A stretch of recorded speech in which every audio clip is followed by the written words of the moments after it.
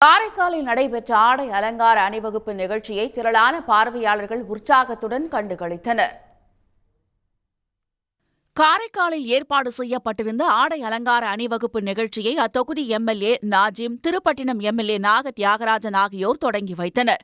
முதற்கட்டமாக நடந்த அணிவகுப்பில் சிறுவர் சிறுமிகள் பங்கேற்று மிடுக்கு நடை போட்டனர். இது என்னோட ஃபர்ஸ்ட் ஸ்டேஜ். இதுக்காக நான் 6 days அதாவது 1 week நான் பிராக்டிஸ் எடுத்திருக்கேன். ஸோ என் பெஸ்ட்டை நான் கொடுத்துருக்கேன். என்னோட தீம் டெவின் தீம். ஸோ இது செங்கோல். டெவின் டீம்னா ஏஞ்சலுக்கு ஆப்போசிட். இதைத் தொடர்ந்து 18 வயது முதல் 28 வயது வரையிலான பெண்கள் பங்கேற்ற ஆடை அலங்கார அணிவகுப்பு துள்ளல் இசையுடன் நடைபெற்றது. இதில் நவநாகரிக உடைகளில் மட்டுமன்றி புடவை கட்டியும் வந்த மாடல் அழகிகள் ஒய்யார நடை நடந்தனர். கோரைப்பாய் மற்றும் செய்தித்தாள் தீம்கள் கொண்ட உடைகள் பார்வையாளர்களை திரும்பி பார்க்க வைத்தன. மாடலிங்கிறது கவர்ச்சிக்காக மட்டும் கிடையாது. It is a purpose. ஒரு காஸ்டியூமாக இருக்கட்டும், எல்லா விஷயமும் எல்லாருக்கும் சேரணும்.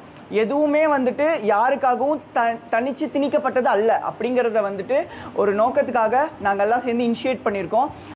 திறமைகளை ஊக்குவிக்கும் இதுபோன்ற பொழுதுபோக்கு நிகழ்ச்சிகள் காரைக்காலில் நடைபெறுவது மகிழ்ச்சி அளிப்பதாக பார்வையாளர்கள் தெரிவித்தனர். சிட்டிஸில் நடக்கக்கூடிய இந்த ஃபேஷன் ஷோ ஈவெண்ட் முதல் முறையாக காரைக்காலில் நடக்கிறது காரைக்கால் வாசியான எனக்கெல்லாம் ரொம்ப பெருமையாக இருக்குது. இன்னொன்று, சின்ன பசங்கள்லேருந்து எல்லாருமே மேடை ஏறி பயம் போக்குறதுக்கான ஒரு ஈவெண்ட் முயற்சி இது.